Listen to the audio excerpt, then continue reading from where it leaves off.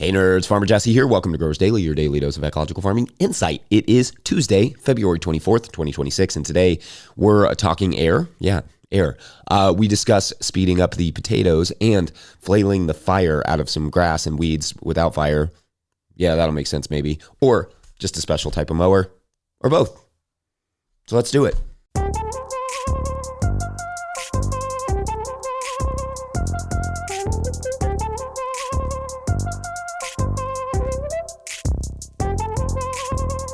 All right, everyone, welcome to Tilt Tuesday, your weekly reminder that you can get living soil compost and potting mixes from the bona fide nerds over there at Tilt Soil. Check out Nathan on the Composter Podcast, Season 4, Episode 3, or head to tiltsoil.com to learn more.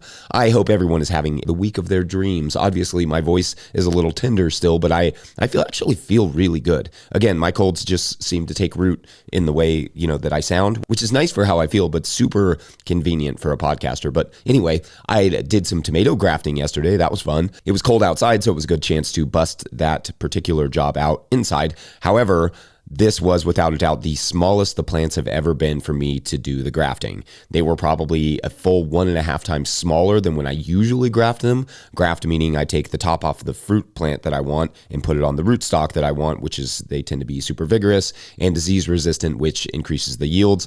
And anyway, I figured this was a good opportunity to see how small I could graft them, and beyond slowing the process down a fair amount because of how small they are, it does seem to have worked fine, so that's nice to see. I'll keep you updated on the progress as they heal in the warm, dark closet this week. And if you all try some grafting or anything fun this winter as we're headed into the spring season, send us a 20-second farm video clip about how it goes or whatever cool projects you're working on, like that one that Colin Ince sent us yesterday about their grow box out there in Utah. That was very cool. Send those to farmermike@no-tillgrowers.com. You all rock. Also, speaking of sending stuff, sending some love to our friends in the Northeast dealing with the blizzard right now. Seen a few tunnels go down, and that is such a bummer. I'm super sorry, you all. Hopefully the damage is minimal, and I guess, I don't know, I guess this is a good time to remind everyone to insure those tunnels, friends. The weather don't mess around sometimes. So wishing you all a speedy and healthy and full recovery. All right, so in my usual transition fashion, super smooth, I was weeding some purple nettle out of a bed of garlic the other day, which I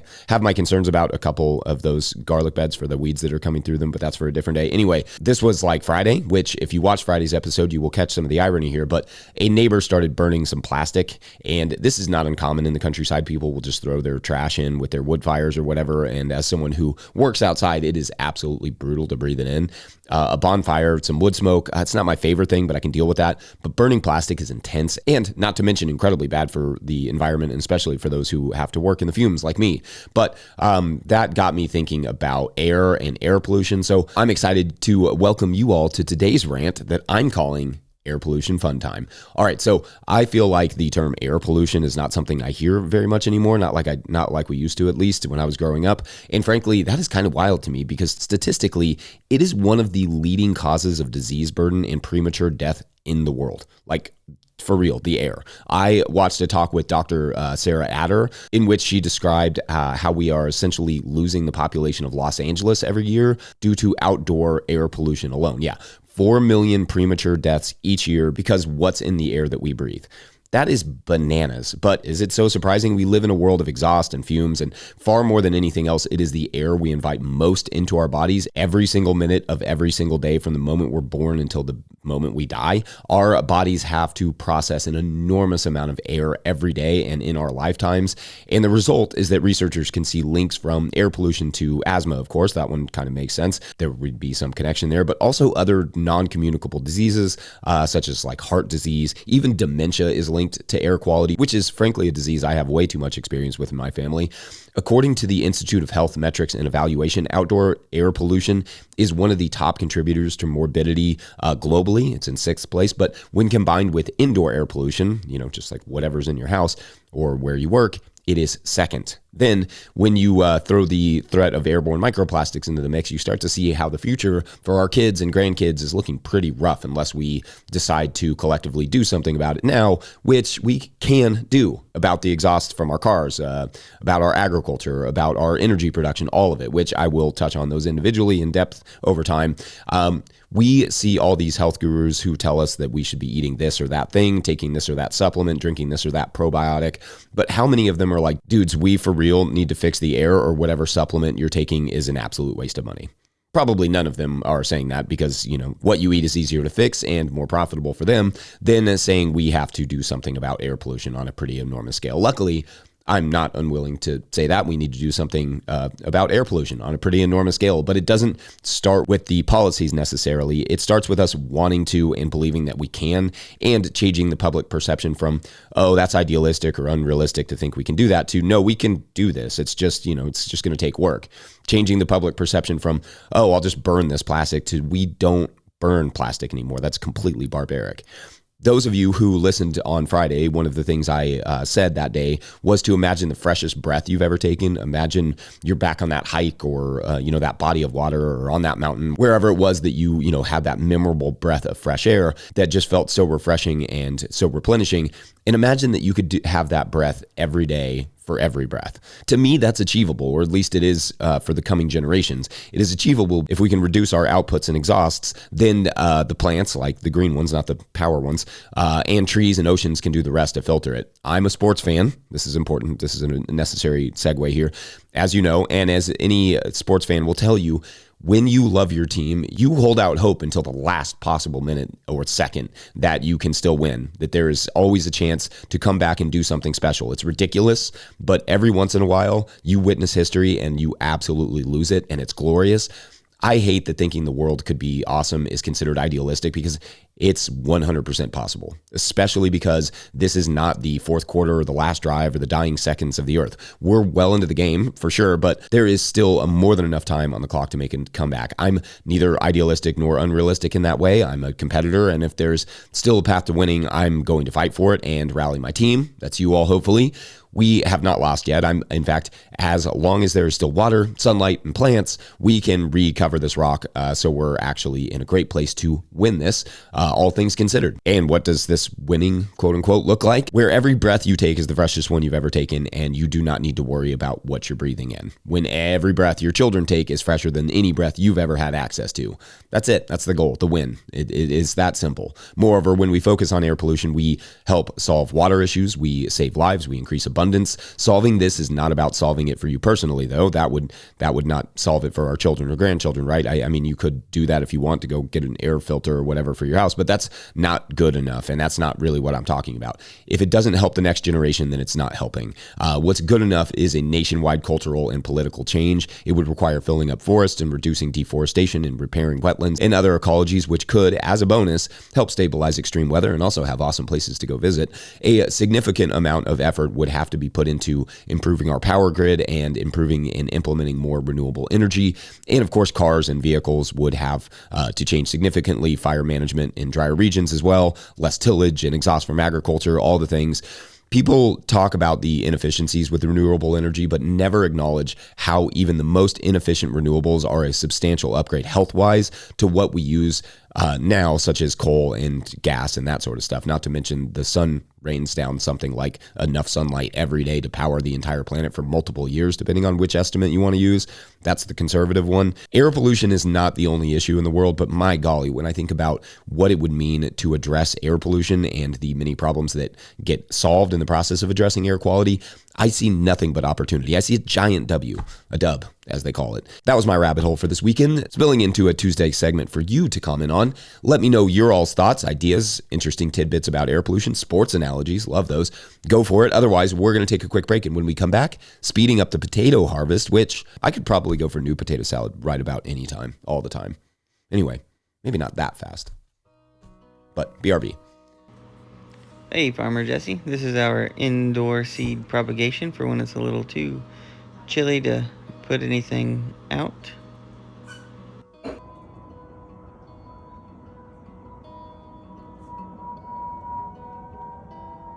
Today's episode is brought to you by Certified Naturally Grown.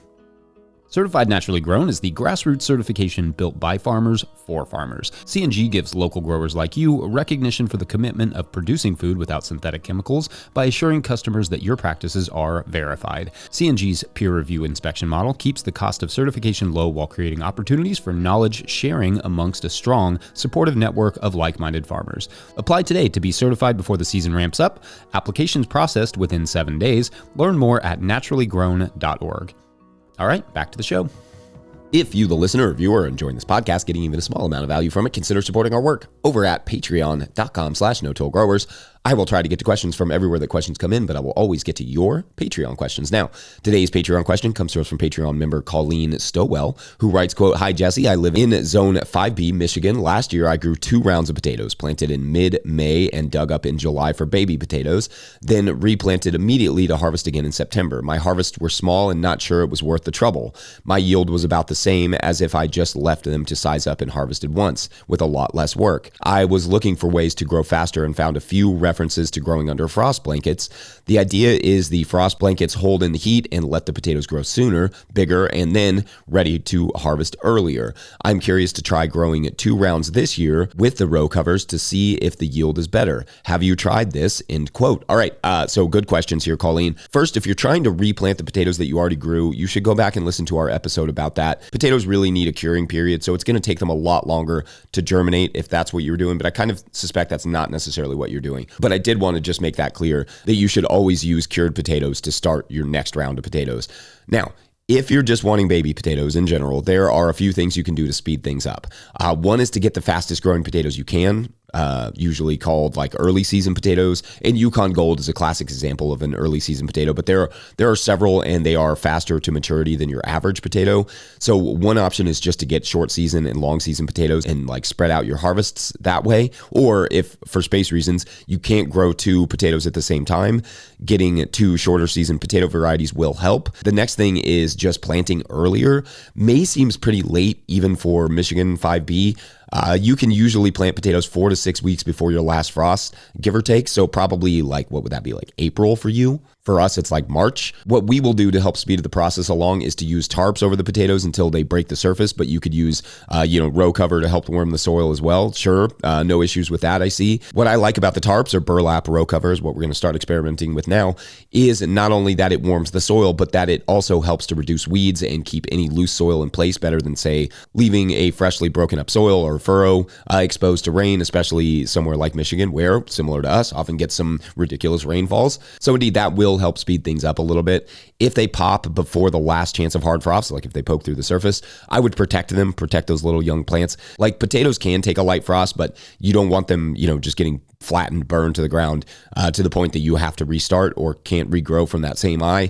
Or indeed, just hill them up as much as you can during those periods to keep them covered until you're, in the clear weather-wise. For some perspective, I will be planting my potatoes in mid-March, assuming they have, arrived by then, with our last chance of frost being early May here. I usually cover them with a tarp until they, pop through the soil. This year, I'm going to try burlap, like I said. I hill them up, mulch them if I can, and then I go from there. But I will be planting all varieties all at once. And not really doing a late season potato this year. I have had good success with later season potatoes, to be clear, and the potato beetles don't seem like to care as much about those, which is nice, but the yields haven't been quite as impressive. I assume for the heat and the dryness of the summer, mulch would be an absolute must for those later crops to get the most out of them.